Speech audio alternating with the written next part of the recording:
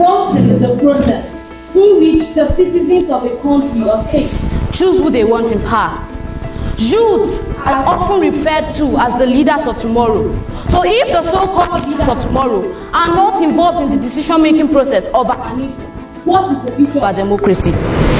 Voting is not just an emotional act, it is an intellectual one. And I know you all will agree with me that the voting age should be lower to 16.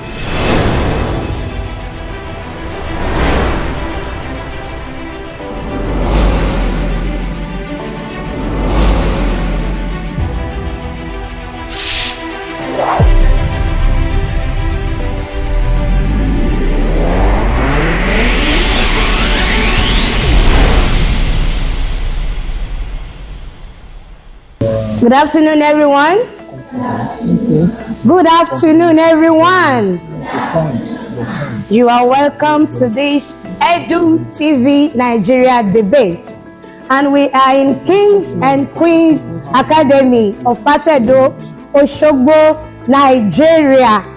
A round of applause for this school, please. Let's see if we have. My name is Miss Amo Oyeronke. And I'm going to be moderating the debate of today. Today we're having a debate on should the voting age be lower to 16 in Nigeria. We all know that in our nation, you have to attain the age of 18 before you can be allowed to vote. Now, there is a debate on whether the voting age should be lower to 16. And we have two students from this citadel of learning that will be standing for and against this motion. Now, I want to invite the students that are the debaters that will be participating in this debate. And the first person that will oppose the motion that says voting age should be lower to 16 is Ishewa Grace. Ishewa Grace. Continue celebrating art, we should arrive. Okay. You are welcome. Ishewa Grace is an SS2 student of Kings and Queens Academy, the science department, and she will be opposing the motion that says should the voting age be lower to 16. And the other debater is Adigun Elizabeth. Adigun Elizabeth, you are welcome.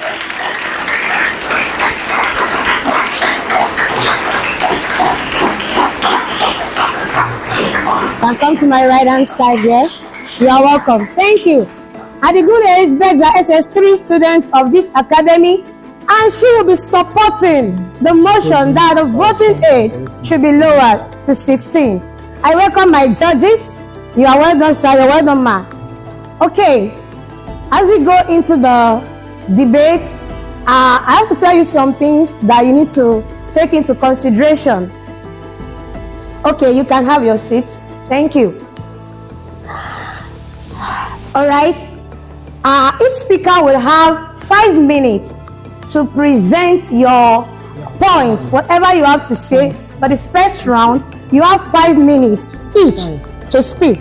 Now, I'm going to be calling on Adigun Elizabeth as she comes to present her points on the topic. You're welcome.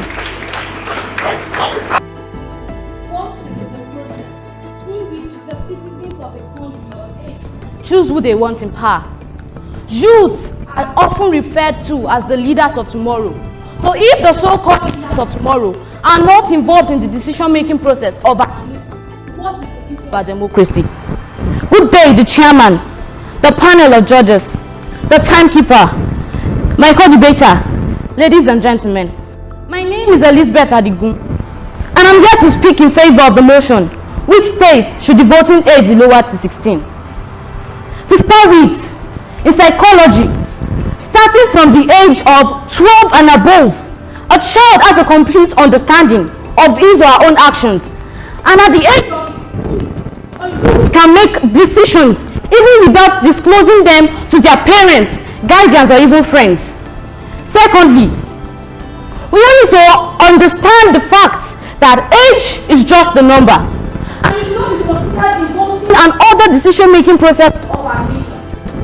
Because it doesn't matter whether you are 16, 40 or even 60 to make you an eligible voter.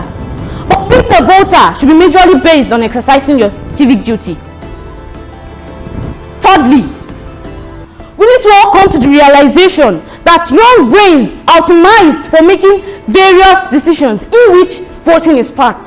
And for those who question whether 16 and 17-year-olds are mature enough to assume the responsibility of casting a ballot, various psychological studies support the premise that the youth of this age has the capacity to mull over these issues and also scrutinize various angles and then finally making a decision on who to vote for.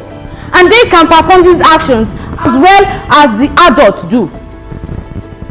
In addition, lowering the voting age will help to promote representative democracy. Representative democracy, which is also known as indirect democracy, is a type of democracy in which elected people represent a group of people and they make decisions on behalf of the entire population. Even the supporters of a lower voting age in different countries across the globe say that there will be longer term societal benefits to opening the ballot to young adults. And this also includes training the government heirs to a wider range of constituents and viewpoints, particularly at a time when the country not only faces significant demographic shifts, but also reckons with critical issues. Furthermore, ladies and gentlemen, the population of youths below the age of 25 makes up 60% of our population. So lowering the voting age will increase the voter turnout. I know that we all concluded general elections in Nigeria. We also how the youth came out in their masses full of zeal. It means that the youth of this age wants to have a say in our democratic.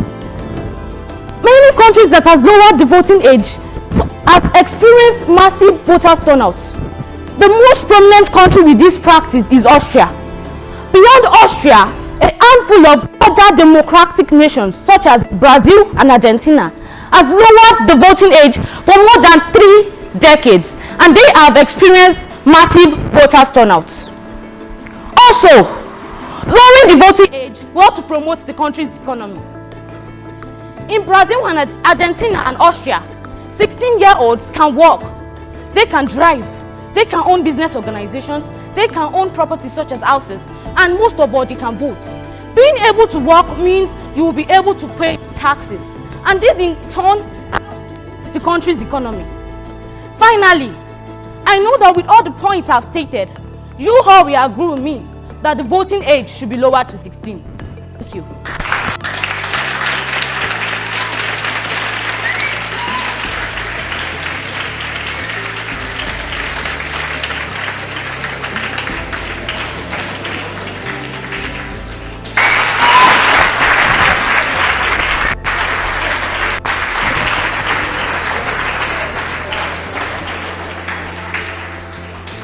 In recent years in Nigeria, voting has been the only process given to citizens to choose who they want.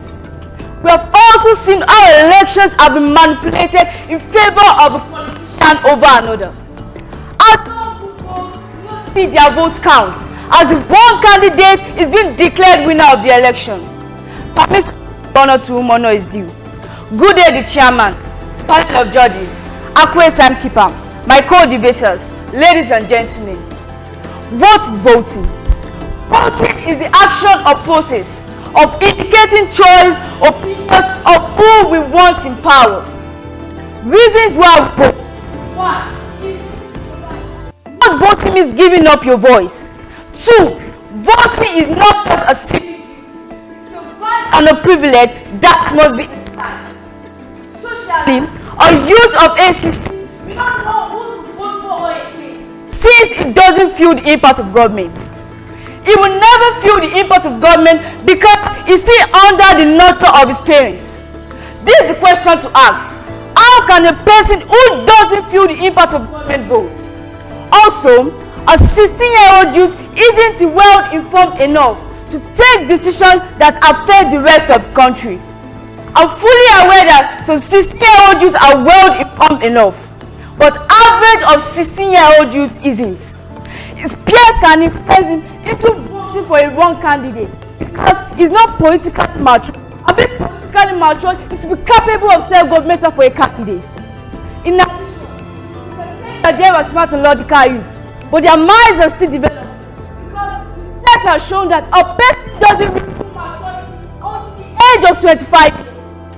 Moreover, a lot of people contend that lowering the voting age will increase voter participation. Also, for example, 16 and 17-year-old youth were allowed to vote in 2014 Scottish independence referendum. Results have shown that 16 and 17-year-old youth are middle packs among ages. Furthermore, in elections that are extreme, where dictatorship is involved and corruption is heavy, it can influence us thwarted or diverted at the introduction of common bait. It can be lured, bribed, or cajoled. Politically, a youth of 18 do not have a perfect political understanding of the government. I want to end on this note. Voting is not just an emotional act, it is an intellectual one. And I know you all will agree with me that the voting age should be lower to 16. Thank you.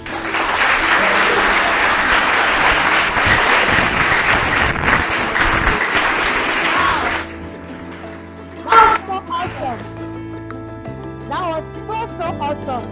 In fact, if I were the judge, I wouldn't even know what points to give to these great speakers. Please, a round of applause for them once more. Okay, after the first round, we'll be going now for the second round. The two speakers have spoken. Now we want to see how they want to tackle different points that they have made. For the second round, each speaker, you'll be having 3 minutes to defend whatever you have said or to add to what you have said earlier. Now I'm going to bring here again Adigun Elizabeth. You have 3 minutes.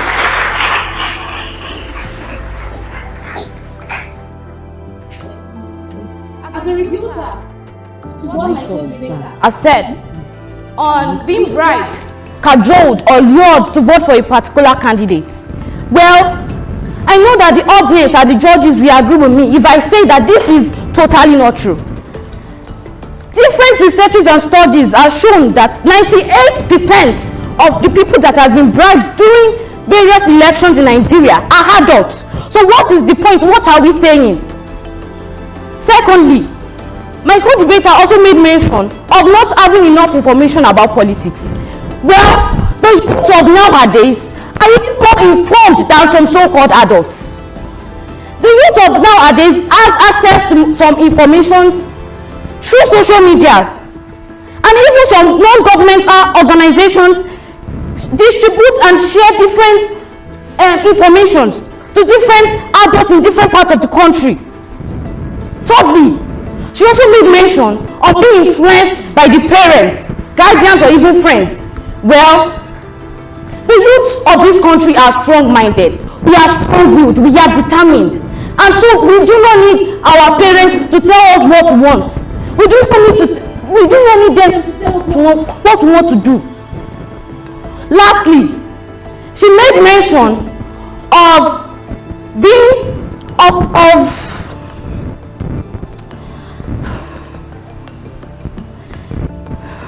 not feeling the impact of government. Well, I can tell you categorically that this is not all 16-year-olds that don't feel the impact of government. There are many young adults on the streets. If you go to some busy areas like Lagos, go to those side, you can testify that the youths, it is not all 16 and 17-year-olds that do not feel the impact of the government. Most 16 and 17-year-olds in this country have to cater for themselves. They send themselves to school, they feed themselves, and also why they not be given a chance to make a decision who to lead us in our nation. And lastly, she made mention of the brain of an 18-year-old adult, of an 18-year-old young adult, not fully developed.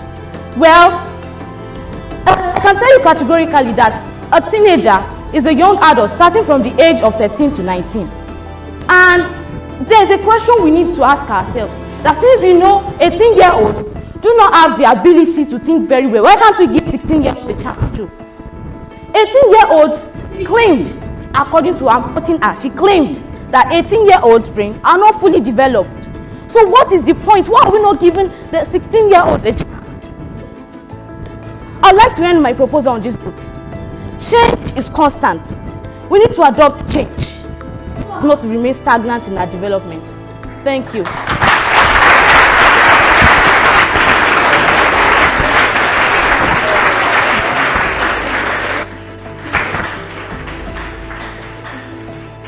We're standing on the existing protocol to rebuild what my co-debater has said on age just being a number.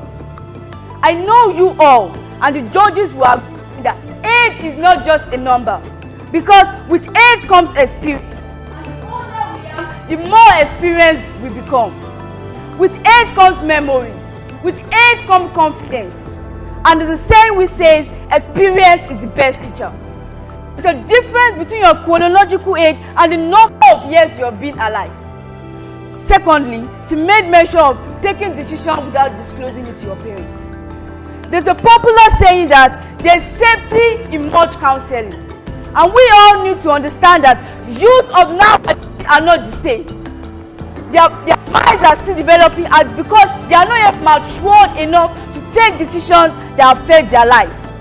And according to researches, youths of nowadays are not able to make complex decisions that affect themselves. Also, countries that lower the voting age. She has said it all. She made mention of that developed country. They are developed country. We are developing country. We can't just say what those developed countries has done that we all should do. There's a saying that says that a tree can never make a forest. We can't just say that developed country do this, us too we should also do this. And there's also a saying that says that what is good for the goose is good for the gander. But we can't just say that, because what they are doing there is different from what we are doing.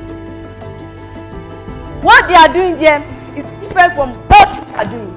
And she also said that countries that lower their voting age, Brazil, Austria, those are developed countries. We are developing countries. And also, we can't just say that yes, they lower their voting age. This is Nigeria. We can't just bring up. We can't just say that yes, they say that they are voting there. They say that they are lowering their voting age to 16. We can just say that yes, the government can just say that yes, now let us lower our voting age to 16. We need to consider the citizens, everybody affected. And I want to end on this proposal by saying, tree can never make a forest. Thank you.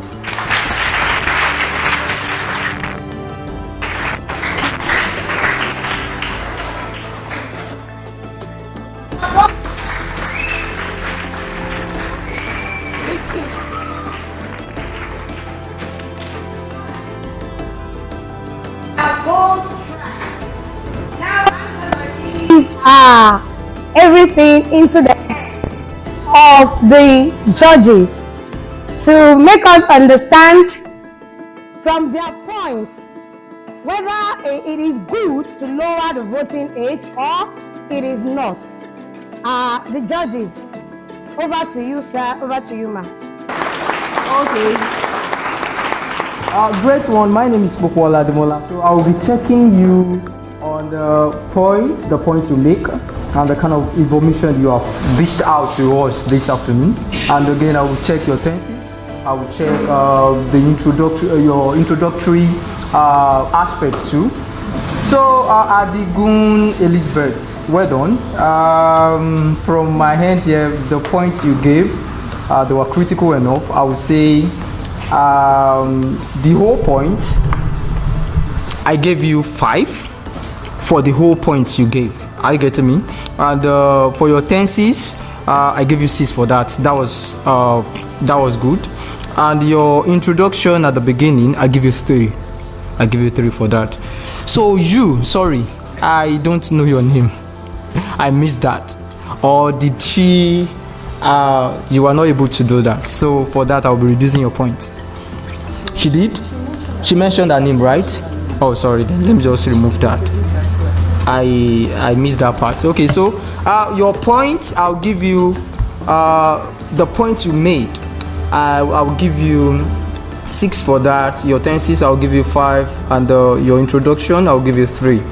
And now, both of you, for me, 14. That's the whole. So you have really done well, okay?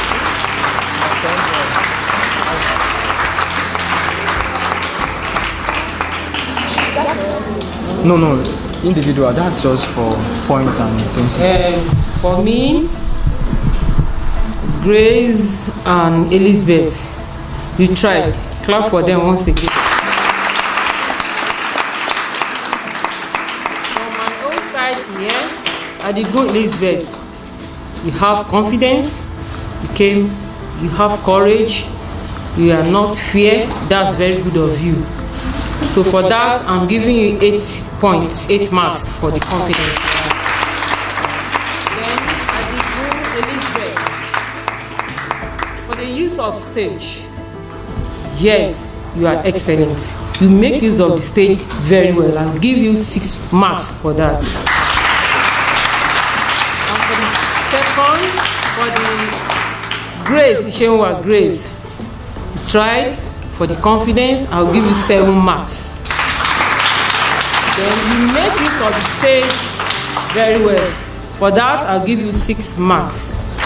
So both of you, at the end, I'm giving Elizabeth 14 marks, while I'll give Grace 13 marks.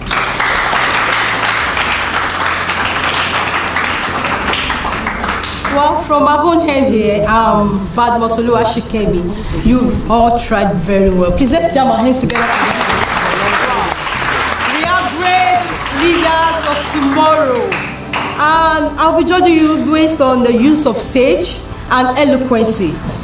Adigo Elizabeth, your spoken English, no.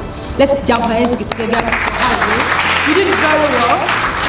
Then the use of stage, you tried as well. I'll be giving you 4 points for use of stage. Then your eloquence, I'll be giving you 6 marks. Then to Ishenwa Grace, you did very well as well. Use of stage, I will be giving you 10 marks. 10 marks. Your eloquence, I will give you 4 marks. Altogether, for Elizabeth, I'll be giving you 10 marks. That's 6 and 4 together. Then for Ishenwa, I'll give you 12 altogether from my hand here. With what the judges have said, I believe they have judged rightly without taking sides. And altogether, Adigu Elizabeth has 38 points.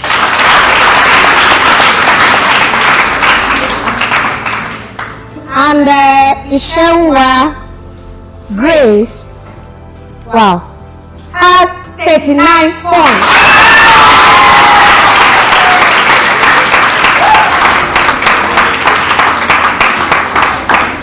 Yes, I added the points of all the judges together.